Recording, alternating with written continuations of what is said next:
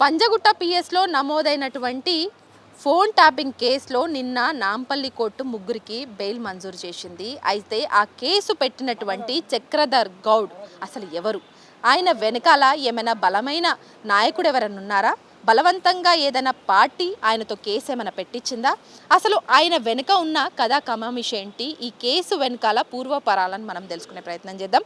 మనతో పాటు BRS youth wing leader Madhukumar ఉన్నారు. ఆయన అడిగి మరిన్ని విషయాలు తెలుసుకుందాం. ఎందుకంటే ఈ కేసు మీద చాలా వరకు స్టడీ చేసినా అని ఇప్పటివరకు మనతో పాటు చెప్పడం జరిగింది. ఒకసారి తెలుసుకునే ప్రయత్నం చేద్దాం. అన్న నమస్తే.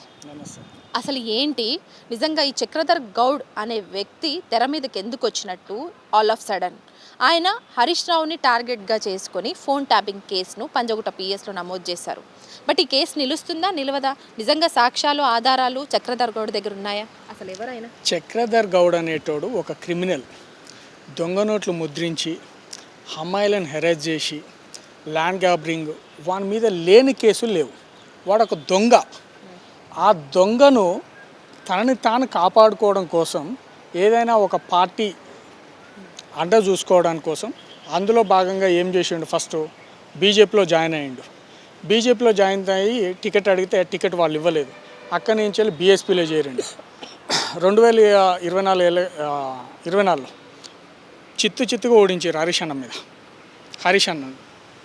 అన్న మీద తను పోటీ చేస్తే చిత్తుగా సిద్దిపేట ప్రజలు చిత్తుగా ఓడించారు. అక్కడి నుంచి వెళ్ళి ఇక్కడ ఎప్పుడైతే కాంగ్రెస్ పార్టీ అధికారంలోకి వచ్చిందో అప్పుడు మళ్ళీ పోయి అందులో కాంగ్రెస్ పార్టీలో జాయిన్ అయ్యిండు. అక్కడ రేవంత్ రెడ్డి అండదండలతోటి ఫస్ట్ తను ఏం చేసిండు? జూలైలో నా ఫోన్ ట్యాపింగ్ అవుతుందని ఇక్కడ కంప్లైంట్ చేసిండు. జూలైలో మళ్ళీ ఏం చేసిండు? హైకోర్టులో రిట్ పిటిషన్ వేసిండు. నవంబర్కి వచ్చేసరికి రేవంత్ రెడ్డితోటి సంధి కుదుర్చుకొని రేవంత్ రెడ్డి అండదండలతోటి ఎప్పుడైతే వీళ్ళు మనం రిట్ పిటిషన్ ఉన్నప్పుడు మనం కోర్టు పరిధిలో ఉన్నప్పుడు మనం ఏం చేయలేకపోతున్నాం పార్టీ పరంగా, లేకపోతే మనం వ్యక్తిగతంగా తనను ఏం చేయలేకపోతున్నాం కాబట్టి ఆ రిట్ పిటిషను మరిన్ని ఆధారాలతోటి నేను మళ్ళీ రిట్ పిటిషన్ వేస్తా అని చెప్పి కోర్టును కూడా తప్పుదో పట్టించి ఆ రిట్ పిటిషన్ని విత్డ్రా చేసుకొని మళ్ళీ డిసెంబర్లో హైదరాబాద్ కమిషనరేట్కు మళ్ళీ ఫిర్యాదు చేసిండు. ఇందులో ఫిర్యాదు చేసి ఇందులో భాగంగానే ఈ రేవంత్ రెడ్డితోటి కుమ్మక్క అయిపోయిన తర్వాత ఈ కార్యక్రమాలన్నీ జరుగుతున్నాయి. అందులో భాగంగానే ఇప్పుడు ఈ ఫోన్ ట్యాపింగ్ కేసు అయినా, ఇంతకుముందు కాళేశ్వరం కేసు అయినా కూడా ఇవన్నీ కూడా హరీష్ రావు గారి మీద టార్గెట్ చేయడానికి కీలకమైన వీళ్ళ ఉద్దేశం ఏంది అని అంటే, హరీష్ రావు అనేటోడు ప్రజల మనిషి, నిత్యం ప్రజల కోసం మాట్లాడే వ్యక్తి. నువ్వు ఇచ్చిన 6 గ్యారంటీలు, 13 హామీలు, 420 హామీలు ఏమైనా రా నాయన రేవంత్ రెడ్డి అని అడిగిండు. అడిగితే ఏమంటారు? డైరెక్ట్గా వీళ్ళు సమాధానం చెప్పలేని పరిస్థితిలో ఉన్నారు కాబట్టి దాన్ని తిప్పుకొట్టే ప్రయత్నంగా ఇండైరెక్ట్గా వాళ్ళతోటి ఈ చక్రధర్ గౌడో లేకపోతే ఇంకోగాడో లోటపీస్ గాడో ఎవడో ఉంటాడు. ఇలా అందరినీ ఒక దగ్గర చేరి ఈయనను వ్యక్తిగతంగా ఇబ్బంది పెట్టే ప్రయత్నం తప్ప ఇందులో ఈ ఫోన్ ట్యాపింగ్లో హరీష్ రావు గారికి ఏం సంబంధం అండి? నిజంగా ఫోన్ ట్యాపింగ్ కేసు విషయంలో మనం మాట్లాడుకుంటే అసలు పొలిటికల్ లీడర్లకు సంబంధం ఉంటుందా? ఒకవేళ ఫోన్ ట్యాపింగ్ నిజంగా చేయాలనుకుంటే సీఎం లెవెల్లోనో హోమ్ మినిస్టర్ లెవెల్లోనో ఆదేశాలు ఇస్తే పోలీసులు దానికి అనుగుణంగా పనిచేస్తారు. ఎందుకంటే ఆదేశాల ప్రకారం ఏదైనా ప్రూఫ్స్ తోటి వాళ్ళ దగ్గర ఉంటే తప్ప ఇట్లాంటివి ఉండవు. కానీ ఇదివరకు కేటీఆర్ మీద పెట్టినటువంటి ఫోన్ ట్యాపింగ్ విషయంలో మనం చూసాం, కీలకమైన వ్యక్తులకు రీసెంట్గానే బెయిల్ వచ్చింది.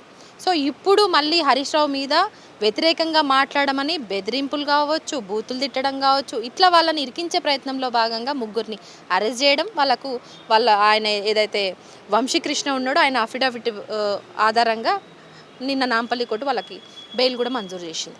ఇలాంటి కేసులు అసలు నిలబడతాయా? సాక్ష్యాలు ఆధారాలు లేనటువంటి కేసు ఇవన్నీ కక్షపూరితంగా చేసే పనులు తప్ప వీళ్ళేదో ఆధారాలతోటి లేకపోతే ఇంకో దాంతో చేసే కేసులు కానే కావు. ఈ 100% ఫోన్ ట్యాపింగ్ మాకేం అవసరం అండి? హరీష్ రావు గారికి ఏం అవసరం? అది వీడెవడో లోటపీస్ గాడు వీని పని వీడు చేసుకునేటోడు. వీని ఫోన్ ట్యాప్ చేయడం వల్ల హరీష్ రావు గారికి ఏంది వచ్చేది? హరీష్ రావు అనే వ్యక్తి ఒక వ్యవస్థ. దగ్గర ఒక 24 ఏళ్ళ నుంచి వెళ్ళి ప్రజల కోసం పనిచేసే వ్యక్తి అని. వారి మీద ఇలాంటి కుట్రపూరితమైన ఇలాంటి వాళ్ళు వాడో వీడో ఏదో పిచ్చి మాటలు మాట్లాడు తప్ప వీళ్ళతోటి ఏమీ కాదండి. కాకపోతే మనకున్న చిన్న డ్రాబ్యాక్ ఏంటంటే ప్రాసెస్ ఈజ్ ద పనిష్మెంట్ అంటారు జనరల్గా.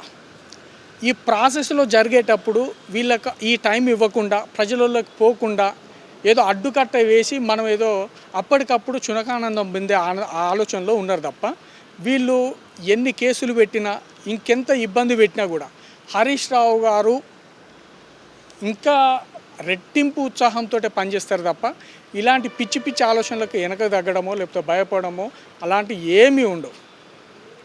సో చక్రధర్ గౌడ్ మీద మీరు చేసినటువంటి ఎంక్వైరీ కావచ్చు, తన మీద ఎలాంటి ఆరోపణలు చేస్తారు మీరు కూడా, అంటే మీన్స్ తన గురించి చెప్పమంటే ఏం చెప్తారు అసలు?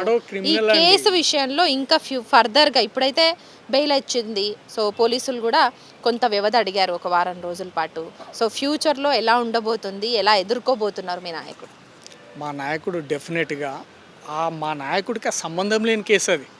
వాళ్ళు వ్యక్తిగతంగా కక్షపూరితంగా ఈ మాట్లాడే గొంతులను నొక్కి పెట్టడానికి తప్ప వాళ్ళు చేయగలిగింది ఏమీ లేదు, వాళ్ళతో అయ్యేది ఏమీ లేదు.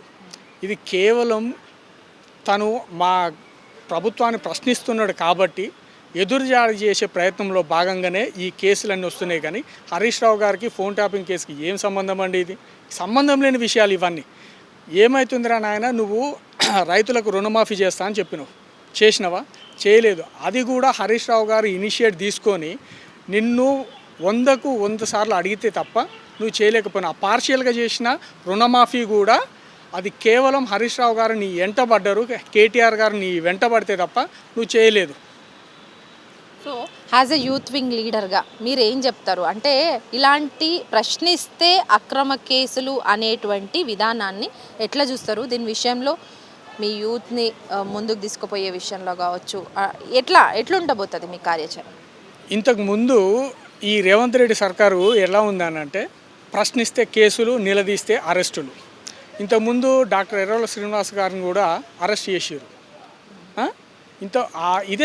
ఇదే ఫోన్ ట్యాపింగ్ కేసులోనే కౌశిక్ రెడ్డి గారు బంజారాహిల్స్ పిఎస్లో అనుకుంటా, అక్కడికి వెళ్ళి మేము కంప్లైంట్ చేస్తామని వెళ్తే అక్కడ ఉన్న సిఐ రెస్పాండ్ కాలేదు, ఎవరు కాలేదు. అక్కడికి వెళ్ళినందుకు వీళ్ళ మీద కేసులు ఎఫ్ఐఆర్ చేసారు, కేసులు పెట్టారు. కోర్టుకు పోతే ఏమైంది? చివాట్లు పెట్టింది కదా. మరి ఎందుకు ఇవన్నీ? ఎవరినో వాళ్ళనో వీళ్ళనో బెదిరించో లేకపోతే ఇంకోటి చేసో అరికాడదామని అనుకుంటారు. అవి మీతో అయ్యే పనులు కావు, గుర్తుపెట్టుకోండి ఇప్పటికైనా కూడా. సో సరే, ప్రభుత్వం చెప్తుంది మేము వింటున్నాం అనేసి పోలీస్ స్టేషన్ వరకు వెళ్ళి కేసులు పెట్టేటువంటి వ్యక్తులకు మీరు ఇచ్చే సజెషన్స్ ఏంటి? ఏముంటుందండి, మీరు తొందరపడి ఈరోజు అధికారం ఉంది కదా అనుకొని మేము ఏది చేసినా నడుస్తుంది అనుకొని వేరే ఇతర నాయకుల మీద మీరు ఏదో కక్ష సాధింపు చర్యలకు దిగితే రేపు వచ్చేది 100% బీఆర్ఎస్ ప్రభుత్వం వస్తుంది. చట్టపరమైన చర్యలు తప్పకుండా తీసుకుంటుంది. మీ గుడ్డలు ఓడదీసే వరకు వస్తుంది పరిస్థితి. సో పోలీసుల వేధింపులు కావచ్చు, పోలీసులైనా బ్యూరోక్రాట్స్ అయినా ఎవరైనా కూడా వారి పరిధిలో వారు ఉండి వాళ్ళ పని వాళ్ళు చేసుకుంటే ఇబ్బంది ఏం లేదు. చట్టపరంగా వాళ్ళ పని వాళ్ళ డ్యూటీ వాళ్ళు చేసుకుంటే ఇబ్బంది ఏం లేదు. కానీ లైన్ దాటి వేరే నాయకులను లేకపోతే ఇతరులను ఇబ్బంది పెట్టే ప్రయత్నం ఏదైనా చేస్తే మాత్రం 100% మీకు ఇబ్బందులు అయితే తప్పాయి. మొత్తానికి బ్యూరోక్రాట్స్ అయినా లేకపోతే పోలీసులైనా సరే వాళ్ళ పరిధికి లోబడే పని చేయాలి తప్ప పరిధి దాటి నియమ నిబంధనలు దాటి పని చేస్తే మాత్రం ఫ్యూచర్లో భారీ మూల్యం చెల్లించక తప్పదని యూత్ నాయకులు కూడా చెప్తున్నటువంటి సిచ్యువేషన్. కెమెరా పర్సన్ రాజేష్తో హరిత, న్యూస్ లైన్ తెలుగు.